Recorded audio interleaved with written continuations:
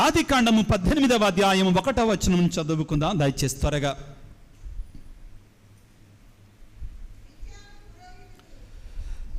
ఆదికాండము 18వ అధ్యాయం 1వ వచనం నుంచి చదువుకుందాం. ఆదికాండం నిర్గమకాండం కాదమ్మా. మమ్రే వద్ద ఉన్న సింధూర వృక్షమున దేవుడు అబ్రహామును కనబడ్డాడు. ఎండ కాయునప్పుడు అబ్రహాము తన గుడారము వాకిట కూర్చుండెను. పిల్లారా, జాగ్రత్తగా ఆలకించండి. ఇక్కడ వాక్యములో ఏమని చెప్పబడి ఉందంటే, దేవుడు మమ్రే వద్ద సింధూర వృక్షము వద్ద అబ్రహాము కనబడ్డాడు. అది నీకు నాకు తెలియడం కొరకే రాస్తున్నాడు గ్రంథకర్త అయినటువంటి మోషే ప్రవక్త. మొదటి 5 పుస్తకాలు ఎవరు రాస్తారండి? చెప్పాను ఇప్పుడే, గట్టి చెప్పండి. మోషే ప్రవక్త. గ్రంథకర్త అయిన మోషే దైవజ్ఞానముతో జరిగిన సంఘటనని పెంటెట్యూక్ అంటారండి. The authorship is given to Moses, all the first 5 books of the Bible. Okay. కాబట్టి ప్రియులారా, ఈ మొదటి 5 గ్రంథాలలో మొదటి గ్రంథమైన ఆదికాండములో 18వ అధ్యాయం 1వ వచనంలో ఏమని రాయబడి ఉందంటే, మమ్రే వద్ద సింధూర వృక్షము దగ్గర దేవుడు అబ్రహామును కనబడ్డాడు. మనకు తెలియటానికి రాస్తున్నాడు. అబ్రహాముకు తెలియదు అతను దేవుడని. అబ్రహాముకి ఇంకా తెలియదు దేవుడని. మనుషులు వస్తున్నారంతే, దేవుడు వస్తున్నాడు తన దగ్గరికి. ప్రియ దేవుని బిడ్డ, గుర్తుపెట్టుకో, కొన్నిసార్లు అంట దేవుడు మనల్ని పరీక్షించటానికి, మన ఉదారత పరీక్షించటానికి దేవుడే మన దగ్గరకు అవసరతలో ఉన్నటువంటి వారి రూపంలో వస్తాడట. రాడా? వస్తాడా రాడా? గట్టిగా చెప్పాలి. ఎందుకంటే దేవుడే స్వయముగా, నా మాటలే కాదండి, బైబిల్లో చెప్తున్నాడండి. యేసు ప్రభు ఏమనంటాడు? మత్తయి శుభవార్త 25వ అధ్యాయం 34వ వచనం నుంచి మనం చదువుకుంటే ఏమని ఉంటుంది? నేను ఆకలి కొన్నప్పుడు అన్నం పెట్టితరి, దాహము కొన్నప్పుడు దాహము. ఏమన్నాడండి ఆయన? వీళ్ళు ఆకలి కొన్నప్పుడు వీళ్ళకి అన్నం పెట్టావు అనలా. ఏమంటాడు? నేను ఆకలి కొన్నప్పుడు నాకు అన్నం పెట్టితివి, నేను దాహము కొన్నప్పుడు నాకు దాహము తీర్చితివి అంటాడు. అబ్రహాముకు తెలియదు ఆయన దేవుడని. అబ్రహాముకు తెలియదు అతడు దేవుడే తన దగ్గరికి వస్తున్నాడని. ఎండ కాయునప్పుడు అబ్రహాము తన గుడారము వాకిట కూర్చుండెను. అతడు తల ఎత్తి చూడగా దాపున 3 మనుషులు నిలబడి ఉండిరి. ఎంతమంది ఉన్నారంటండి? ప్రైజ్ ది లార్డ్, హల్లెలూయా, హల్లెలూయా. ఈనాటి మొదటి పట్టణం చాలా గొప్ప వాక్యం అండి. చాలా లోతైన వాక్యం కూడా, చాలా లోతైన వాక్యం. ఇక్కడ actually it is called theophany of Trinity అంటారండి ఇంగ్లీష్లో. థియోఫనీ ఆఫ్ ట్రినిటీ అంటారు. అంటే దైవ సాక్షాత్కారములో అక్కడ మనకు త్రిత్వం కనబడుద్దండి. ఎంతమంది మనుషులని చెప్పారండి? 3 అని చెప్పారు. కానీ మొదట చదవండి 1వ వాక్యం మరొకసారి చదవండి త్వర గట్టిగా.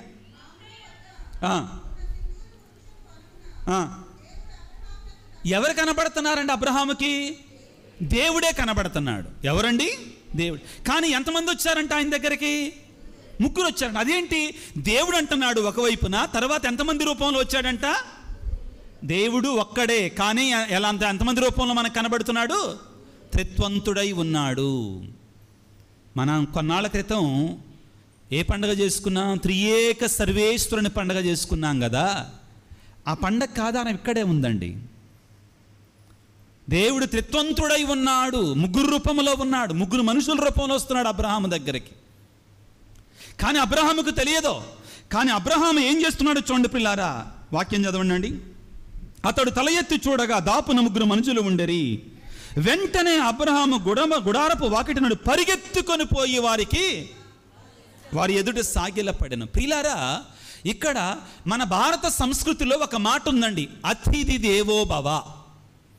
అతిథి దేవో భవ. అతిథి ఎవరితో సమానం అండి? దేవునితో సమానం. ఇది భారతీయ సంస్కృతి కాదండి, ఇది ఏషియన్ సంస్కృతి. ఆసియా ప్రజలందరూ కూడా ఇలానే భావిస్తారండి. అతిథులను ఎవరితో పోలుస్తారు? దేవునితో. అతిథి మన ఇంటికి వచ్చాడంటే వాడు ఎవరన్నా కావచ్చండి, బంధువులు కానక్కర్లా. అతిథి అంటే ఇక్కడ బంధువులు కానక్కర్లా. గడిచిన ఆదివారం లూకాసు వార్త 10వ అధ్యాయంలో మనం చదువుకున్నాం. పొరుగువాడంటే ఎవడో? మన బంధువులు, మన రక్త సంబంధికులా? ఎవరండి? కష్టంలో ఉన్నటువంటి వాడు. మంచి సమరయుని ఉపమానం చదివాం కదా పోయిన ఆదివారం. పొరుగువాడు అంటే ఎవరు? కష్టంలో ఉన్నటువంటి వాడు, బాధల్లో ఉన్నటువంటి వాడు, శ్రమల్లో ఉన్నటువంటి వాడు. నీకు నిజమైన పొరుగువానిగా ఆపదలో ఉన్నటువంటి వానని, అదేవిధంగా మరి ఆ పరదేశులను నువ్వు పొరుగువానిగా స్వీకరించి వాళ్ళకి సహాయం చేయగలిగితే దేవుడు ఏం చేస్తాడు నీకు అనే దానికి నిదర్శనం ఈనాటి వాక్యం ప్రియులారా. ఇది ముఖ్యం ప్రియులారా.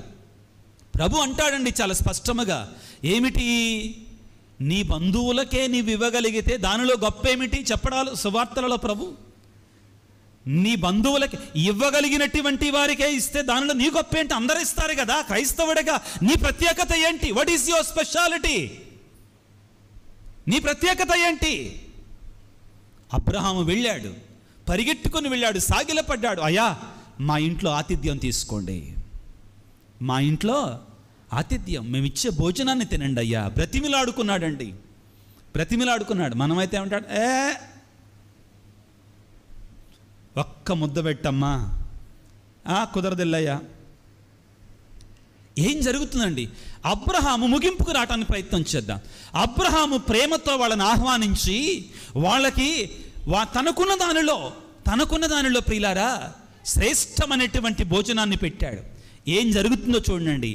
మనం ప్రియులారా పొరుగువానికి మనకున్న దానిలో పెడితే దేవుడు మనకి 7 అధికంగా ఆశీర్వదిస్తాడు. Hallelujah, praise the Lord, praise the Lord, hallelujah. ఇవి నా సొంత మాటలు కాదు, సామెతల గ్రంథము.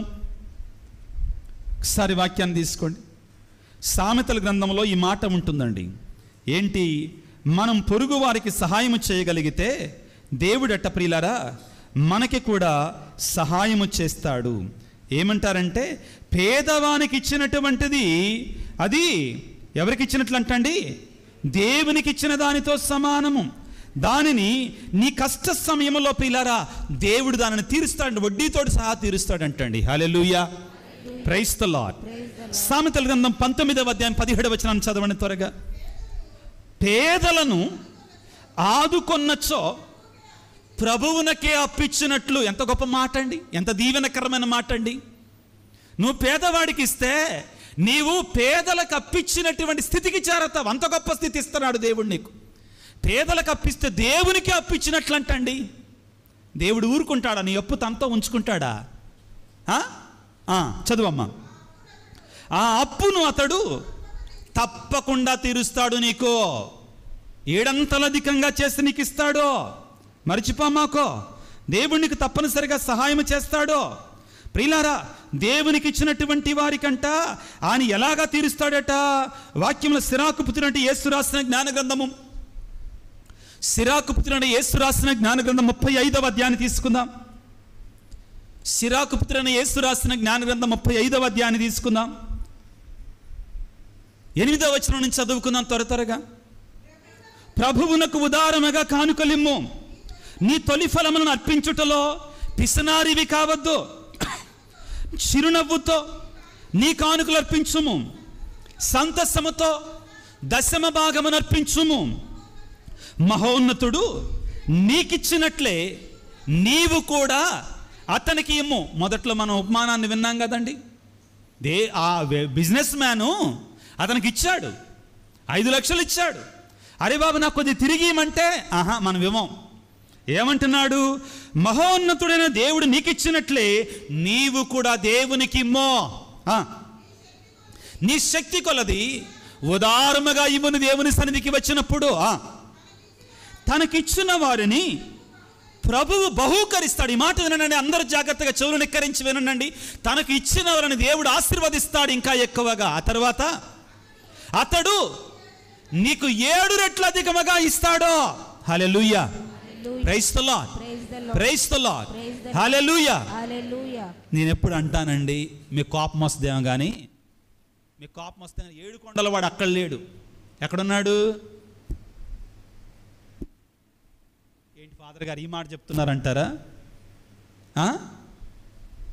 7 రెట్లు అధికంగా ఇస్తానంటారు. మన హైందవ సహోదరులు అనేది ఏంటంటే వారు నమ్మినటువంటి భక్తితోటి తిరుపతి వెళితే అక్కడ ఏమిచ్చినా కానీ అంటండి ఆయన వడ్డీతోటి సహా ఇస్తాడు. వడ్డీ కాసుల వాడు. అంతేనా అనేది ఆయన పేరు? అన్నీ తెలుసు మీకు, కానీ ఇక్కడ ఏం చెప్తే ఏదొస్తుందో అని గొడవ అని జాగ్రత్త పడుతుంటారు అందరూ. ఎందుకు వచ్చిన గొడవ అని ఎవరు మిమ్మల్ని పట్టుకోరు. నేను దాన్ని నమ్మమని అంటల్లా, కానీ వాళ్ళ నమ్మకం అది, మనం తప్పుపట్టాల్సిన అవసరం లేదు. కానీ బైబిల్లో స్పష్టంగా రాయబడి ఉందండి. ఏమిటి అంటే, నీవు దేవునికి ఇచ్చినటువంటిది ఎన్ని రెట్లు ఇస్తాడంటే తిరిగి నీకు 7 రెట్లు ఇస్తాడండి. ఇక్కడ దేవుడికి ఇవ్వటం అంటే ఏమిటి? సామెతల గ్రంథంలో మనం చదువుకున్నాం, పేదవారికి ఇచ్చింది ఎవరికి ఇచ్చినట్లు అంటండి? దేవునికి ఇచ్చినట్టు. ప్రారంభంలో 2 మాటలు చెప్పా. ఈరోజు దేవుని యొక్క వాక్యం 2 మాటలలో మనం ముగించవచ్చు. ఏమిటి అంటే, పేదవానికి ఇచ్చుట, ఆపదలో ఉన్నటువంటి వానికి ఇచ్చుట, రెండవది దేవునికి ఇచ్చుట. Hallelujah, praise the Lord, praise the Lord. అబ్రహాము దేవునికి ఒక పూట భోజనం పెట్టాడు. ఏం జరిగిందో చూడండి. భోజనం తిన్న తర్వాత త్వరగా మరలా ఆదికాండం 18వ అధ్యాయం 8వ వచనాన్ని చదువుకుందాం త్వరగా. అబ్రహాము పాలు పెరుగు దూడ మాంసము తెచ్చి అతిథుల ముందు పెట్టెను. వారు భుజించుచుండగా వారికి సేవలు చేయుటకు తానును అక్కడే చెట్టు కింద నిలబడి ఉన్నాడు. ప్రియులారా, మనుషుల రూపంలో వచ్చినటువంటి దేవునికి అబ్రహాము తెలియకుండానే ఆతిథ్యాన్ని ఇచ్చాడు, చక్కని భోజనాన్ని పెట్టాడు. ఒక్క పూట భోజనాన్ని పెట్టినందుకు ప్రియులారా, అబ్రహాము శారమ్మల యొక్క జీవితకాలపు శాపాన్ని తొలగించాడు. Hallelujah, praise the Lord, praise the Lord. ఒక్క పూట భోజనాన్ని పెట్టినందుకు అబ్రహాము యొక్క శారమ్మ యొక్క జీవితకాలపు శాపము, గొడ్రాలు తత్వాన్ని తీసివేశాడు దేవుడు ఆ రోజున. హల్లెలూయా, ప్రైజ్ ది లార్డ్. దేవుడికి ఇస్తే నాకేంటి, పొరుగు వారికి ఇస్తే నాకేంటి అంటున్నావా? ఒకవేళ నీ కుటుంబంలో నీకు తెలియకుండా శాపాలు మిగిలి ఉన్నట్లయితే, నీ తల్లిదండ్రుల యొక్క శాపాలు మిగిలి ఉన్నట్లయితే, నీ దానము నిన్ను కాపాడుతుంది. నీ ఆతిథ్యం నీ శాపాన్ని తొలగిస్తుంది. నీ ఆతిథ్యం నీకు ఒక ఆశీర్వాదముగా మారుతుంది. నా మాటల్లో కాదండి, బైబిల్లో ఈరోజు దేవుని యొక్క వాక్యం.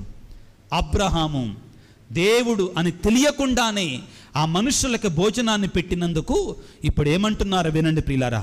ఆదికాండం 19వ అధ్యాయం 9వ వచనాన్ని చదువుకుందాం. నీ భార్య అయిన శారా ఎక్కడ అని అతిథులు అతనిని అడిగిరి. ఆమె ఇక్కడే గుడారములో ఉన్నది అని అతడు చెప్పెను. అంతటా ప్రభువు, నేను వచ్చే సంవత్సరము కూడా సరిగా ఇదే సమయమునకు మళ్ళా తిరిగి వత్తును. ఆ రోజుకి నీ భార్య సారాకు ఒక కొడుకు పుట్టును. Hallelujah, praise the Lord, praise the Lord. Hallelujah, hallelujah. మనకు తెలియదు ప్రియులారా, దేవుడు ఎందుకని సారాను గొడ్రాలుగా చేశాడు మనకు తెలియదండి. అబ్రహాముకు పిల్లలు లేకుండా ఎందుకు చేశాడో తెలియదండి. కానీ ప్రియులారా, తనకి జీవితకాలపు శాపాన్ని, తనకి జీవితకాలపు కన్నీటిని, తన జీవితకాలపు కష్టాన్ని ప్రియులారా ఒక్కనాడు భోజనం పెట్టడం ద్వారా, ఒక్క చిన్న సహాయము చేయటం ద్వారా, ఊరు పేరు ముక్కు ముఖం తెలియనటువంటి ఆ 3 వ్యక్తులకి ఒక్క రోజున సహాయము చేయటం ద్వారా తన జీవితకాలపు శాపాన్ని తీసివేసుకున్నాడు, తన జీవితకాలపు ఆశీర్వాదాన్ని పొందుకున్నాడు. Hallelujah, praise the Lord, praise the Lord. Hallelujah. ప్రియులారా, బైబిల్ గ్రంథంలో చాలా మందిని మనం చూస్తామండి. లోతు ఎవరండి? లోతు. అబ్రహాముకు 2 వరుసలండి. లోతు ఒకటేమో ఏమవుతాడు? సహోదరుడు అవుతాడు. ఇంకోటి ఏమవుతాడు? మేనల్లుడు అవుతాడండి. వాళ్ళ బంధురికం అటువంటిది. కొద్ది లోతు తెలిస్తే చదివితే మనకు అర్థమైంది. ప్రియులారా, గమనించండి, లోతు కూడా 2 దేవదూతలను కాపాడినందుకు సొదొము గొమొర్రు పట్టణం అంతా కూడా నాశనమైనా కానీ దేవుడు వారి కుటుంబాన్ని మాత్రం నాశనము కానివ్వలేదు. హల్లెలూయా, ప్రైజ్ ది లార్డ్. 2 దేవదూతలను కూడా వాళ్ళకి తెలియదు అని తెలియదు, అయినా కానీ వాళ్ళని కాపాడాడు. కావాలంటే నా బిడ్డలను పాడు చేసుకోండి అయ్యా, వీళ్ళు నా అతిథులయ్యా, వీళ్ళు నా అతిథులు, వాళ్ళ జోలికెళ్ళం. అక్కడ మూర్ఖముతో కామముతో నిండినటువంటి సొదొము గొమొర్రు ప్రజలని అన్నాడండి లోతు. కావాలంటే నా బిడ్డలను ఇస్తాను మీకు, కానీ వీళ్ళు నా అతిథులు దేవునితో సమానం. అక్కడ జరిగిన సంఘటన మీరంతా వింటే అప్పుడు మీకు అర్థమైంది నేను మాట్లాడే మాట. నాకు సమయం అంత లేదండి. ప్రియులారా, సారెఫతు విధవ తాను తెలియకుండానే ప్రవక్తకు సహాయం చేసిందండి, కుమారుని కాపాడుకుందండి. హల్లెలూయా, ప్రైజ్ ది లార్డ్. ఇతరులకు సహాయం చేస్తే నాకేమొస్తుంది? గుర్తుపెట్టుకో, నువ్వు అనుకో మాకు దేవుడు ఎప్పుడూ కూడా హృదయాన్ని ఇక్కడ పెట్టుకొని, చేతులు ఇలా పెట్టుకొని, జుట్టులా యేసుప్రభు లాగా పెట్టుకొని నీ దగ్గరకు వచ్చి, అమ్మా నేను యేసుప్రభునమ్మా నాకు సహాయం చెయ్యమ్మా అని అడగడం. గుర్తుపెట్టుకో, ఈ దేవుడు ఎప్పుడు కూడా ఒక పేదవాడి లాగానే నీ దగ్గరకు వస్తాడో.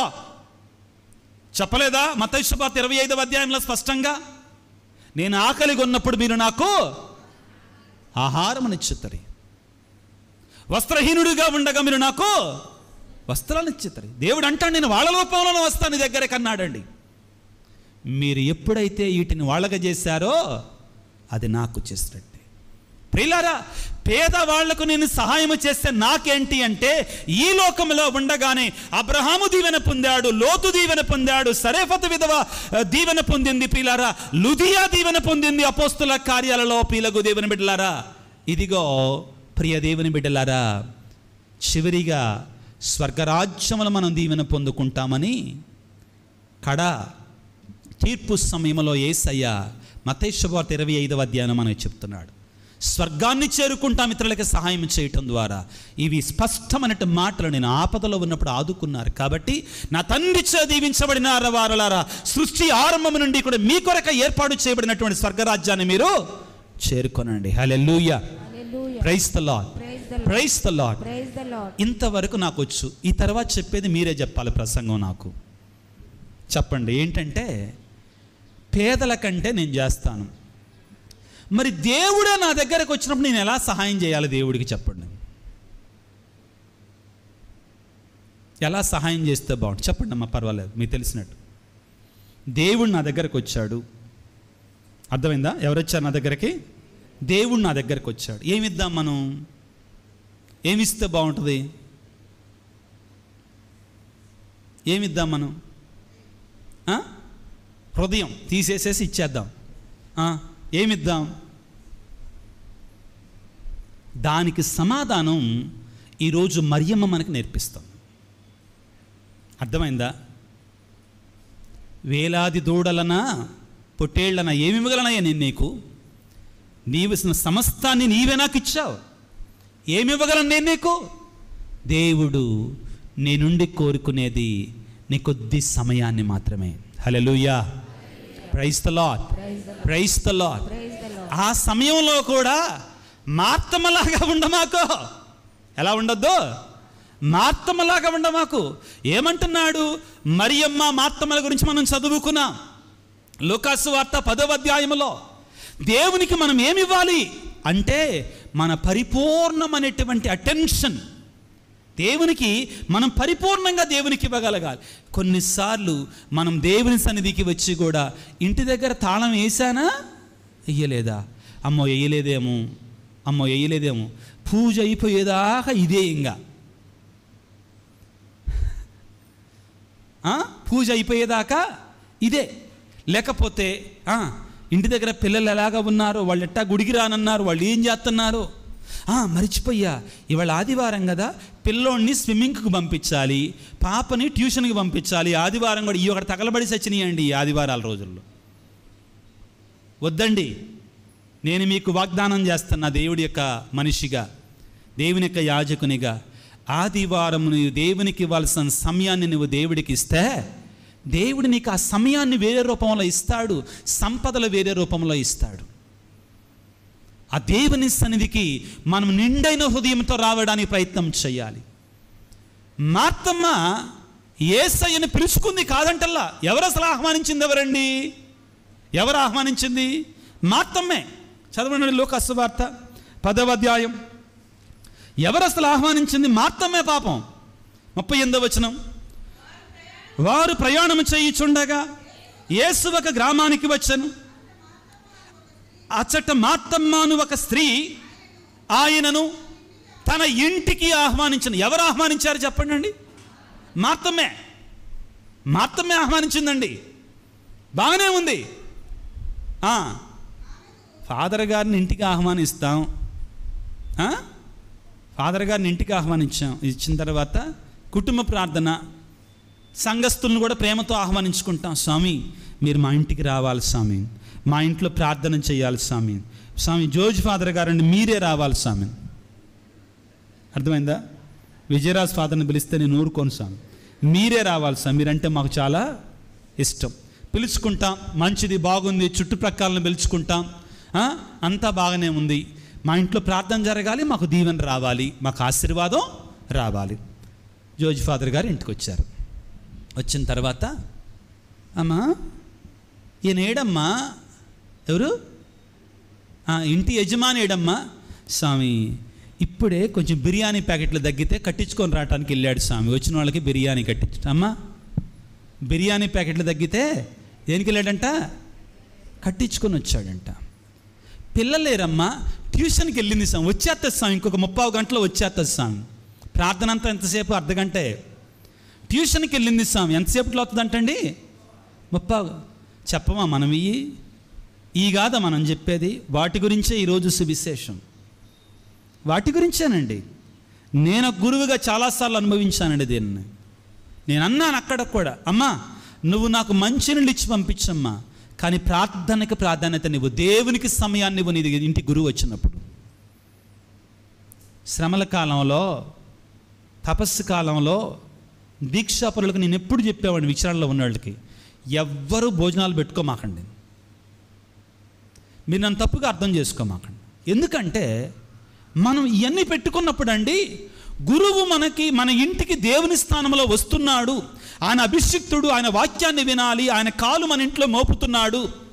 అపర క్రీస్తుగా, మరో క్రీస్తుగా, ఇన్ పెర్సోనా క్రీస్తి, ఆల్టర్ క్రీస్తుగా, మరొక క్రీస్తుగా, గురువు దైవస్వరూపుడుగా ఆయన మన ఇంటికి వస్తున్నాడు. ఆయన మన ఇంటికి వచ్చినప్పుడు ప్రాధాన్యతనివ్వాల్సింది ఏంటంటే దేవుని యొక్క వాక్యానికి. మా అత్తమ్మ ఏం చేస్తుంది? అనేక పనులతో సతమతమవుతుంది. మనం చేసేది అది కాదా? 2000 సంవత్సరాల క్రితం యేసు ప్రభు చెప్పినా కానీ ఇంకా మనం మార్తలమే, వంటింటి కుండాలలాగానే ఉండటానికి ఇష్టపడతాం. దానికి సమయం ఉంది, దానికి కారణం ముందుగానే అంతా సిద్ధపరచుకొని దాన్ని పక్కన పెట్టుకో. కారణం ఏంటంటే నీ దీవెనను నువ్వు పోగొట్టుకోవటం నాకు ఇష్టం లేదు, నీ ఆశీర్వాదం నువ్వు పోగొట్టుకోవటం నాకు ఇష్టం లేదు.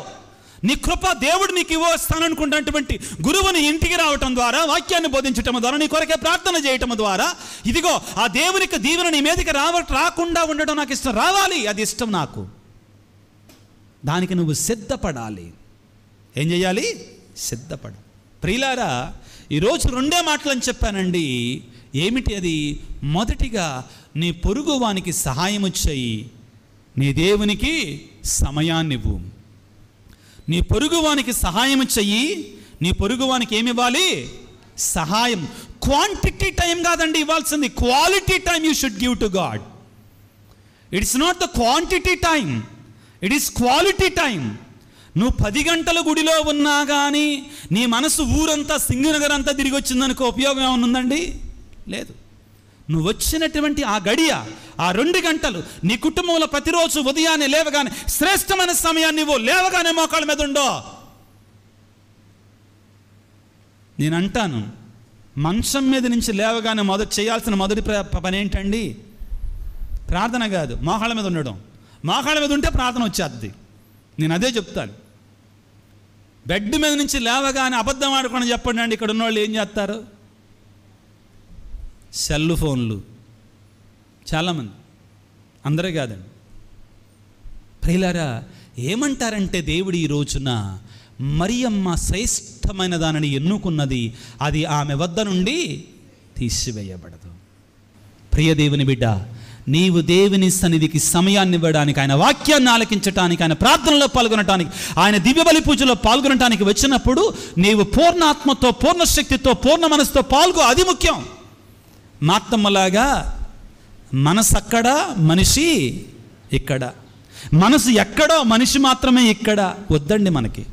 దేవుని దీవెన, దేవుని కృప, దేవుని యొక్క ఆశీర్వాదాలు మనకి కావాలి అంటే మనం పరిపూర్ణంగా మన సమయాన్ని దేవునికి ఇవ్వాలి. అప్పుడు మన జీవితంలో దేవుని యొక్క ఆశ్చర్యమైన కార్యాలు, అద్భుతమైన కార్యాలను మనం చూస్తాం. అటువంటి హృదయాన్ని మనందరికీ ప్రసాదించమని పరిశుద్ధాత్మ దేవుని తలల వంచి ప్రార్థన చేసుకుందాం. సర్వశక్తిమంతుడా, సర్వోన్నతుడా, ప్రేమమయుడా, ఈనాడు పొరుగువానికి సహాయము చేయాలని నీకు పరిపూర్ణమైన హృదయంతో సమయాన్ని ఇవ్వాలని మాకు నేర్పించిన గొప్ప దేవా మీకు స్తోత్రాలు. ప్రభువా, మా ఇంటికి వచ్చిన పేదవారి రూపంలో ప్రభువా నువ్వే వస్తావని తెలియజేశావు ఈనాడు వాక్యంలో. మా ఇంటికి వచ్చే ఇరుగు పొరుగు వారి రూపంలో, అవసరతలో ఉన్నటువంటి వారి రూపంలో నువ్వే వస్తావని, అబ్రహాము ఒక్కరోజు పూటకు భోజనం పెట్టినందుకు కానీ అతని శాపాన్ని తీసివేశావు. నీకు స్తోత్రాలు, వందనాలు. ప్రభువా, నా కుటుంబంలోని బాధలను, కష్టాలను ప్రభువా ఒకవేళ నువ్వు ఇంకా ఎదురు చూస్తున్నావేమో, నా యొక్క దయాగుణము కొరకు ఎదురు చూస్తున్నావేమో. నేను కూడా ప్రభువా పేదల ఎడల, అభాగ్యుల ఎడల, అనాథుల ఎడల దయాగుణాన్ని చూపించి నా కుటుంబంలో ఉన్నటువంటి శాపాన్ని తీసుకునేలాగున, నీ యొక్క ఆశీర్వాదాన్ని పొందుకునేలాగా నన్ను దీవించండి, ఆశీర్వదించండి తండ్రి. అదే రీతిగా ప్రభువా నీకు సమయాన్ని ఇవ్వమని అడుగుతున్నావు నాయన. నువ్వేమీ కోరడం లేదు నాయన, మా నుండి మనులు మాణిక్యాలు కోరడం లేదు ప్రభువా. ఇదిగో శ్రేష్టమైన బలులు ముఖ్యం కాదంటున్నావు ప్రభువా. నీ సన్నిధిలో మేము శ్రేష్టమైన హృదయంతో, పూర్ణాత్మతో, పూర్ణ మనస్సుతో, పూర్ణ శక్తితో ఆరాధించు చాలు అంటున్నావు నాయన. నాకు ఆ సహృదయాన్ని నాకు ప్రసాదించు తండ్రి. ఎన్నోసార్లు నీ సన్నిధికి వస్తున్నాను, కానీ పరిపూర్ణమైన హృదయంతో నీ సన్నిధిలో ఉండలేకపోతున్నానయ్యా. నన్ను క్షమించు నా తండ్రి. నిన్ను ఆరాధించి, నిన్ను పూజించి, నీ పూర్ణ హృదయాన్ని నీకు అర్పించేటి బిడ్డగా మమ్మల్ని దీవించమని ఓ ప్రేమగల తండ్రి, ఈనాడు ఈ ఆదివారం రోజున నీ సన్నిధికి వచ్చిన బిడ్డను దీవించండి నాయన. నీ గాయపడిన హస్తం నుండి కారిపడి రక్తముతో ప్రతి బిడ్డను ప్రోక్షించండి తండ్రి. ముఖ్యంగా ప్రభువా అనారోగ్యముతో బాధపడుతున్న ప్రతి బిడ్డను తండ్రి నీ గాయపడిన హస్తముతో తాకండి, స్వస్థపరచండి. కుటుంబాలలో శాంతిని, సమాధానం దయచేయండి. భార్యాభర్తల మధ్యలో సఖ్యతను ఏర్పాటు చేయండి. చిన్నారి బిడ్డలకు మంచి జ్ఞానాన్ని ప్రసాదించమని వేడుకొనిచున్నాం. యవ్వన ప్రాయంలో ఉన్న బిడ్డలను ప్రభువా మంచి జీవితాన్ని ప్రసాదించండి. వారి యవ్వన ప్రాయంలో ఉండకుండా వారి పాదాలు తొట్టిల్లకుండా కాపాడండి తండ్రి. ప్రత్యేకంగా ప్రభువా వారికి మంచి ఉద్యోగాలను దయచేయండి ప్రభు. జీవితంలో స్థిరపడే తత్వాన్ని దయచేయండి ప్రభువా. ఇదిగో వివాహం చేసుకున్నటువంటి వారిని దీవించండి. వృద్ధుల కొరకే ప్రార్థిస్తున్నాం ఈరోజు ప్రత్యేకంగా ప్రభువా. ఎంతోమంది వృద్ధులు అనాదరణకు గురి అవుతున్నారు నాయన. దిక్కుముక్కులేనటువంటి వారిగా ఉంటున్నారు. పిల్లలుండి కూడా ఎవరు పట్టించుకోవటం లేదు. అటువంటి వారికి మీరు తోడుగా ఉండి దీవించి ఆశ్రయించి కాపాడమని మన ఆదురైన క్రీస్తు ద్వారా వేడుకొనిచున్నాము తండ్రి. ఆమేన్.